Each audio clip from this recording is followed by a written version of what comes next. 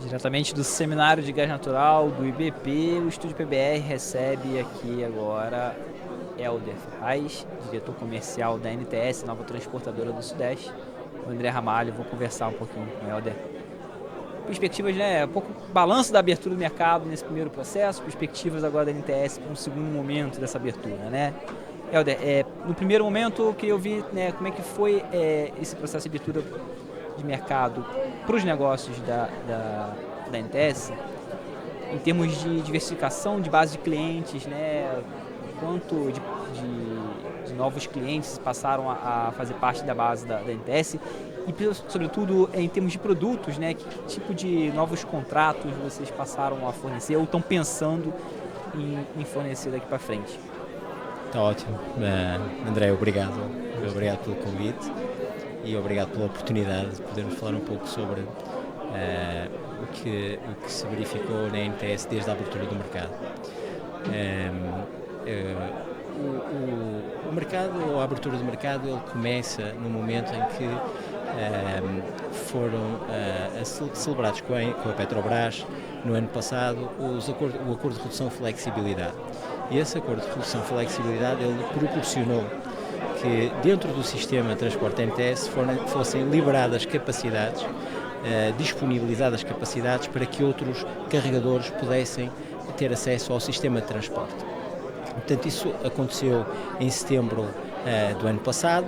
Desde esse momento até agora nós vemos carregadores novos entrando no sistema de transporte NTS. Temos a Galp bastante ativa, temos a Shell também bastante ativa, temos um consumidor livre, a Gerdau, bastante ativo e, portanto, o que é que a gente está verificando? Efetivamente, o acesso ao transporte ou à capacidade de transporte tem gerado uma dinâmica comercial de transações envolvendo diferentes carregadores que trazem, obviamente, o potencial de redução do preço da molécula ao cliente final. E, portanto, isso, do lado do transportador, nós evoluímos no sentido de refinar algumas cláusulas dos contratos de transporte para permitir que o carregador tivesse um pouco mais de flexibilidade comercial, que isso é valor acrescentado pelo carregador. E, portanto, hoje nós temos, além do contrato de um ano, contrato extraordinário de um ano, nós temos contratos de curto prazo, contratos diários, quinzenais, trimestrais e mensais, e portanto temos já um portfólio de produtos que permitem ao carregador usar o sistema de transporte em função das suas necessidades comerciais. E, portanto, obviamente que foi o primeiro passo, nós precisamos de, em conjunto com os carregadores, fazer uma série de análises de lições aprendidas, o que é que a gente pode e deve introduzir nos contratos para tornar os contratos mais eficientes e, portanto, isso faz parte do crescimento. E, portanto, nós vemos com muito otimismo, não só felizes por aquilo que temos conseguido até agora, mas também muito otimistas face àquilo que pode ser o futuro deste negócio. A contratação da capacidade disponível da malha da NTS, né, aquela que a Petrobras abriu mão, né, dentro do termo de cessação de conduta lá com o CAD, ainda não aconteceu, né? O que ainda falta, o que está pendente para a gente... Não,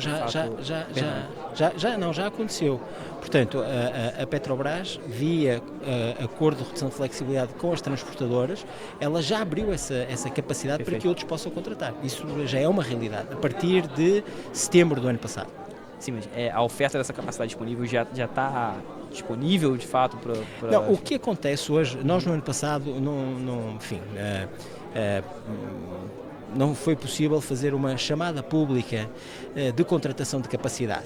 Aquilo que foi oferecido aos carregadores foi um contrato anual, onde eles fizeram a reserva de capacidade com base nesse contrato anual. Portanto, hoje, aquilo que está acontecendo é a ANP trabalhando numa simplificação desse processo de contratação de capacidade, para que as chamadas públicas sejam muito menos desgastantes, burocráticas, como elas são hoje, e, portanto, para que haja essa flexibilidade para o carregador poder contratar capacidade curto prazo, longo prazo, acedendo ao portal de oferta de capacidade das transportadoras. Esses contratos que você mencionou são os extraordinários, isso? Os extraordinários, sim. Perfeito, perfeito. Resta agora alinhar um pouco melhor com a ANP, perdão, essa simplificação do processo de prazo. Essa é a nossa estimativa, essa é a nossa, enfim, é aquilo que é a nossa expectativa. Tá? A ANP tem sinalizando que está evoluindo, e a gente sabe que está evoluindo nessa simplificação desse processo de contratação de capacidade, tornando as chamadas públicas mais ágeis, não é? Porque elas hoje são realmente um processo bastante doloroso e moroso, e portanto a ANP está evoluindo nisso, e enfim, a nossa expectativa é que essa nova regulamentação, ou ajustes à regulamentação, possam ser disponibilizados em agosto, setembro deste ano. E isso vai gerar, obviamente, uma nova agilidade, um novo ritmo de contratação de capacidade. Chamada pública incremental do GASIG, o gasoduto Itaborega-Pumirim, é um exemplo dessa morosidade, né? São um ano de atraso, né? O que ainda falta alinhar, e se esse processo vai acabar seguindo esse processo simplificado daqui adiante, né? Não, o processo de chamada pública do GASIG é um pouco diferente, não é? Porque estamos a falar de capacidade incremental. Perfeito. Então, o que é que aconteceu? No momento em que nós fizemos a primeira consulta pública ao mercado, nós recebemos do mercado inputs, comentários. E obviamente a gente tem que olhar para esses comentários e trabalhar no sentido de atender essas observações, porque elas são observações, no final do dia, aqueles que são os clientes do transporte. Então, aquilo que nós temos vindo a fazer com a ANP desde então é ajustes nesse edital para que a gente consiga oferecer ao mercado vários produtos dentro do GASIG, dando essa flexibilidade aos carregadores. Foi uma das solicitações que apareceram, um dos pedidos que apareceram na consulta pública, e portanto é isso que nós estamos fazendo hoje com a ANP, é ajustes no edital e no GTA, no contrato de contratação de capacidade, para atender às solicitações que recebemos da chamada pública. Portanto, nós estamos nos ajustes finais com a ANP. A nossa expectativa é que a chamada pública se inicie durante o mês de julho, de modo a que tudo esteja concluído até ao final do presente ano. O gasoduto já está pronto. O gasoduto está pronto. O gasoduto está pronto, está gasificado, aguardando a conclusão dos trabalhos de completação da unidade de processamento do gás lube. E, enfim, a conclusão da chamada pública, mas a chamada pública ela vai estar concluída bem antes da conclusão das obras do gás lube. E só vou fazer uma ressalva aqui para o público, né? Acabei na pergunta confundindo um pouco os termos, né? A contratação de capacidade incremental, ela não segue o regime simplificado, né? Que está sendo costurado pela ANP. Isso. Perfeito.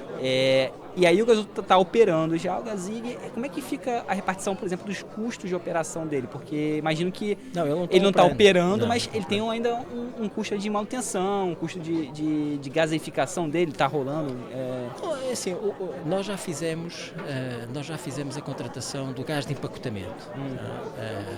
Houve um momento em que houve uma oportunidade de mercado em que, por via de obras que estavam sendo feitas em Cabiúnas, houve um volume de gás que foi preciso deslocar para a rede da NTS, gás que iria para a TAG. E, portanto, isso gerou uma oportunidade que a NTS tentou capturar e conseguiu, de poder contratar um gás de empacotamento para o GASIG a um preço extremamente competitivo.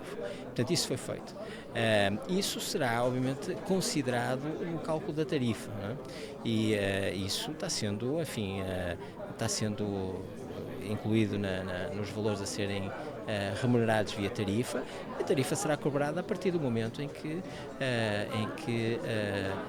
efetivamente o duto começar a... Esses são dos itens de ajuste fino do edital, por exemplo. Isso, né? Assim, Você falou dos inputs que foram recebidos lá atrás, um deles era o questionamento das tarifas, né, que estavam sendo tocadas, as bases regulatórias de ativo. Vocês revisaram isso de alguma forma ou estão esclarecendo melhor a MP, do que se trata? Não. Enfim, O questionamento que nós recebemos lá atrás foi sobre o valor total do investimento. A gente já teve a oportunidade de clarificar isso, o valor, a comparação do valor que nós estávamos considerando com o valor que a EPE considerou num PIG de um ano anterior. Então a gente já teve a oportunidade de clarificar isso.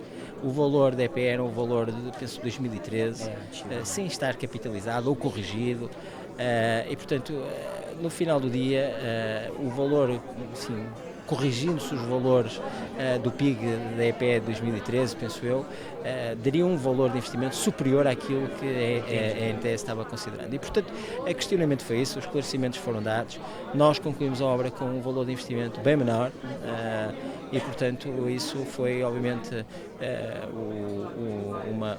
uma alegria.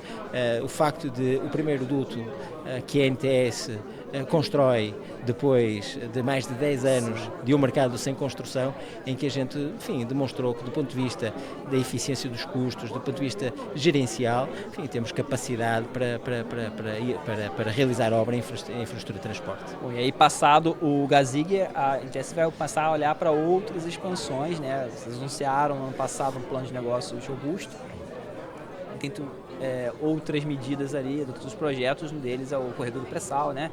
Que visa ampliar a capacidade de escoamento desse gás, né, do pré-sal que chega no Rio de Janeiro no mercado de São Paulo, mexe até com o fluxo do gás importado da Bolívia, né, aumenta a capacidade de envio para o sul, né.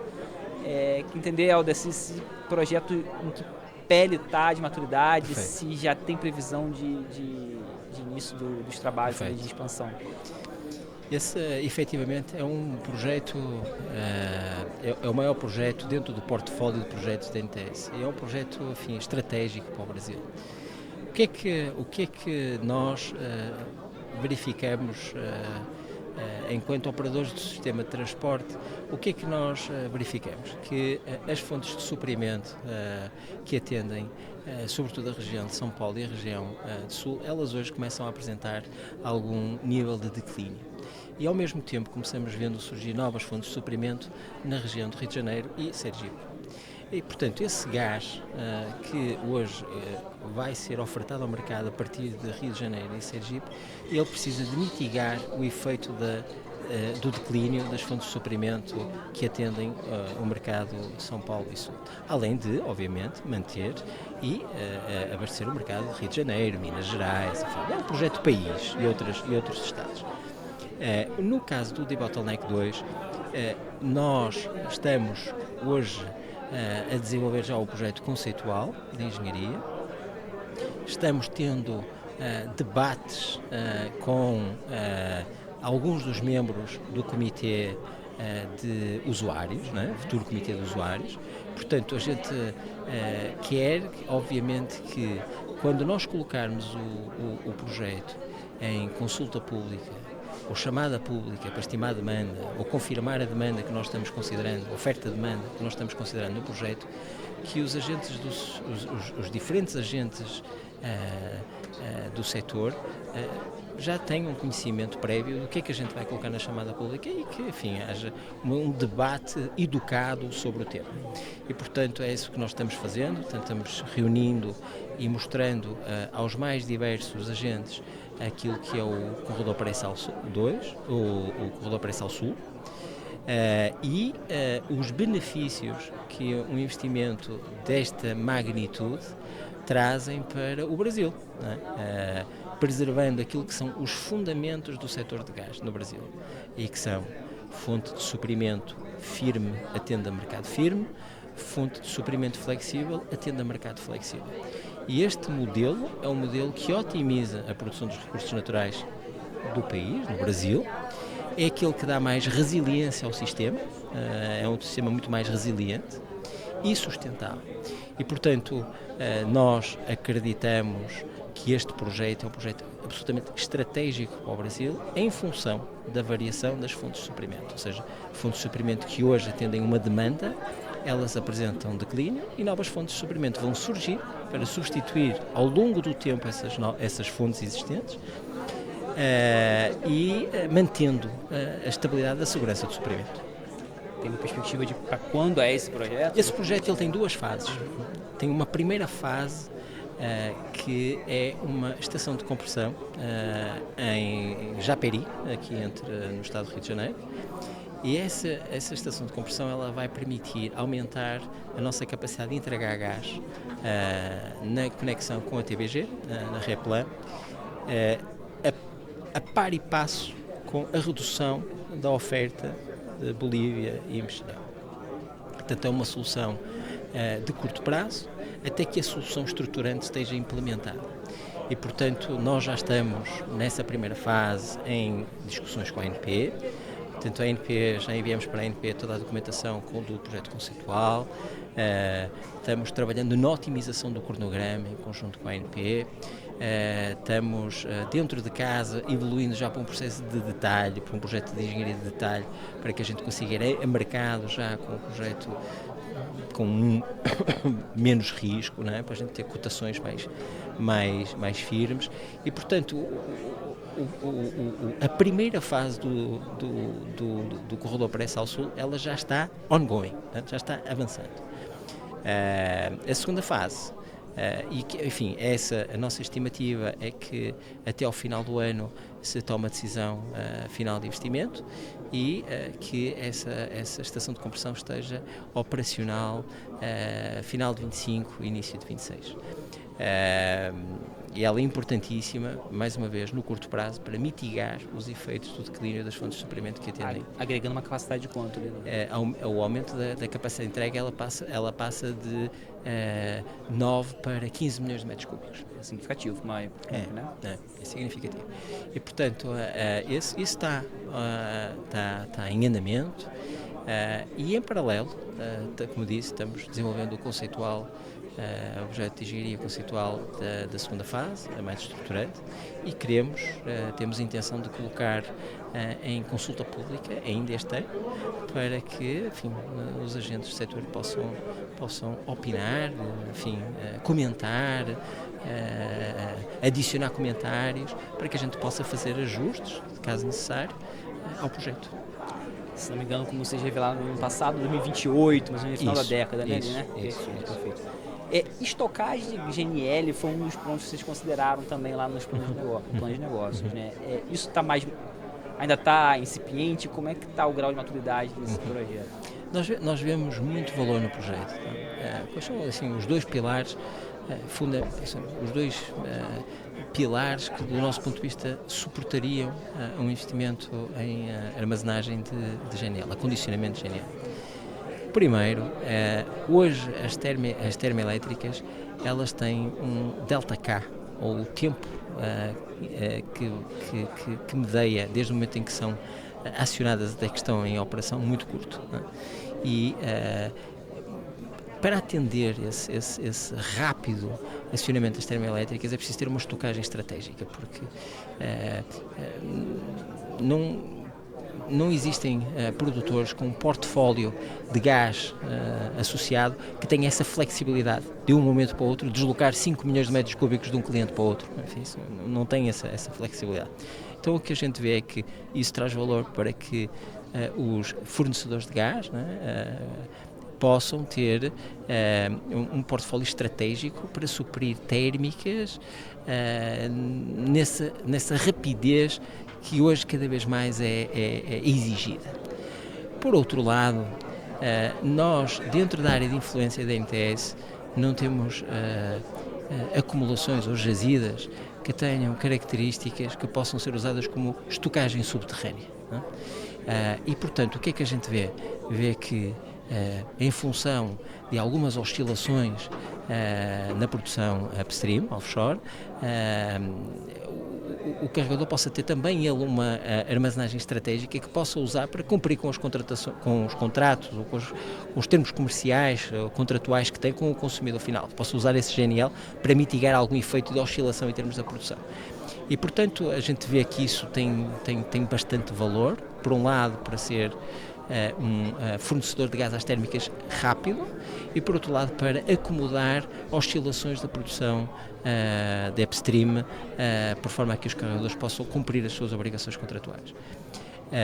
E, portanto, nós estamos mapeando neste momento diferentes localizações dentro da área de influência da NTS, porque isso faz sentido estar próximo do nosso sistema de transporte e, portanto, enfim, está ainda naquela fase de iniciativa, enfim, a gente planeja fazer o conceitual, mas vemos muito valor nesse ativo para o Brasil.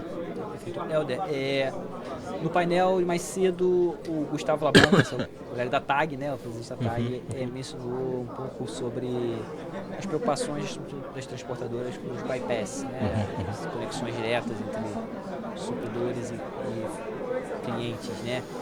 A malha da NTS tem um caso emblemático, a do Sul da Serra, que está em discussão, entender se vocês têm mapeado outros riscos de bypass na malha de vocês hoje, já pontuados, e se acredita que o Sul da Serra será possível chegar a um acordo que tem sido costurado lá para a ANP com a SESC? Enfim, a manifestação do Labanca, ela faz sentido no sentido de que bypass ao transporte é volume de gás que é retirado do sistema de transporte. E a consequência é aumento tarifário. Tá? É aumento tarifário para o consumidor final. Tá? Então, porque a tarifa de transporte ela vai aumentar. Se é o volume que sai, o denominador tarifário, que é a capacidade, não é? Valor dos ativos sobre a capacidade. Se a capacidade diminui, obviamente a conta vai dar maior. E, portanto, o que é que acontece? Isso realmente é uma ameaça, porque leva aqui o sistema de transporte que se torna um pouco mais caro. E isso faz com que o consumidor final também tenha um gás mais caro. Não é? Então, a indústria paga mais, enfim, o consumidor, o doméstico, o segmento doméstico também paga mais. E, portanto, isso tem a consequência de estarmos retirando o conceito da abertura do mercado de gás, que é competitividade de preço de molécula. É? Vários carregadores acedendo ao transporte, operações de compra e venda dentro do transporte, para que efetivamente o gás pudesse chegar ao consumidor final a um preço mais competitivo. E, portanto, a gente vê isso como uma ameaça porque, enfim, aumentaria o custo do transporte. Além de que segurança de suprimento é um tema que para nós é absolutamente fundamental enquanto transportador e, portanto, segurança de suprimento com todas as fontes de suprimento conectadas ao transporte é indiscutível que é a melhor solução do que ter o consumidor ligado ao bypass, não é? É uma única fonte de suprimento.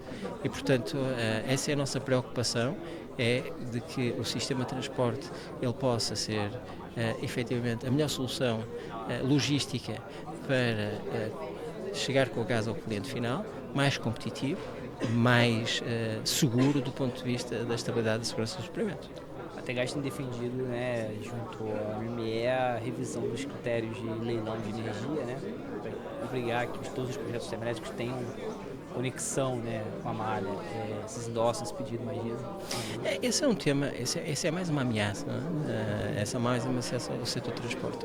O que é que acontece? Hoje, no transporte, as termoelétricas elas são responsáveis por quase 50% da capacidade contratada. Se os termos e condições do leilão não levarem em consideração questões que tornem as termoelétricas conectadas ao transporte competitivas, no limite o que é que acontece? As termoelétricas vão se desconectar do sistema de transporte, vão buscar outras soluções. E isso leva a um aumento da tarifa assim, absolutamente extraordinário. E isso a gente tem que alertar para esse facto, porque, enfim, isso pode ser até uma ameaça, no limite, uma ameaça à reindustrialização, porque o acesso ao transporte caro, não é? Então, enfim, pode, enfim, de alguma forma, inviabilizar investimentos em novas indústrias, etc. E, portanto, a gente alerta para esse tema, que é um tema que nos preocupa, porque, efetivamente, pode levar a um aumento de tarifa bem expressivo. Bom, encerrando nossa conversa, o Helder, queria só aproveitar a oportunidade para que fechasse assim, o que na política energética do gás, né, o gás não pode faltar daqui para frente, né, na consolidação dessa abertura. Eu acho que aqui o que é preciso é manter a cabeça fria, manter o rigor. Não é?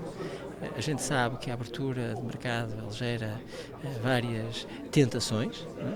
Mas aquilo que é importante preservar é o conceito que está por trás da lei do gás, que é fontes de suprimento conectadas ao transporte, dar liquidez ao transporte, adicionar volumes ao transporte, para que no final do dia, enfim, aquele que paga a conta, que é o consumidor final, ele tenha a melhor solução, quer do ponto de vista logístico, quer do ponto de vista financeiro.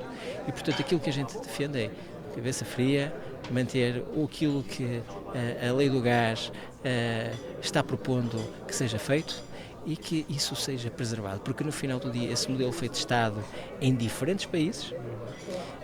O modelo de mercado que a gente pode construir a partir da lei do gás, ele teve como origem ou como referência mercados europeus, bastante maduros do ponto de vista regulatório, e está provado, sem dúvida, que é o modelo que melhor atende às necessidades do consumidor final.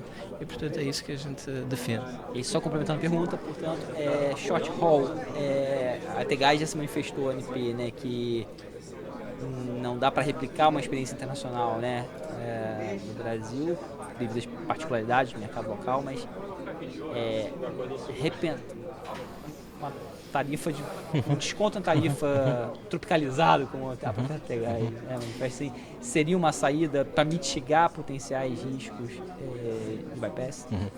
E, o estudo que foi enviado pela ATGAS para a ANP foi um estudo que nós contratamos, as associadas da ATGAS, para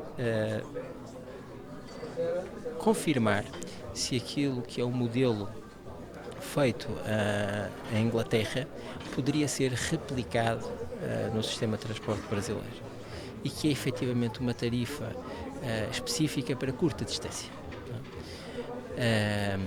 E infelizmente esse é um modelo que não vemos como sendo positivo de implementar no sistema de gás ou no sistema de transporte no Brasil.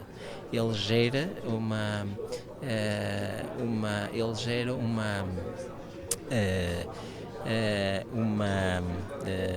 falta uma palavra, não é injustiça, mas uma não isonomia tarifária, ou seja, há utilizadores do sistema que têm um desconto significativo da tarifa, mas outros têm um aumento significativo da tarifa. Portanto, é um cobertor curto. E, portanto, a gente entende que esse modelo é um modelo que não é replicável no setor de transporte, mas estamos trabalhando em outras soluções.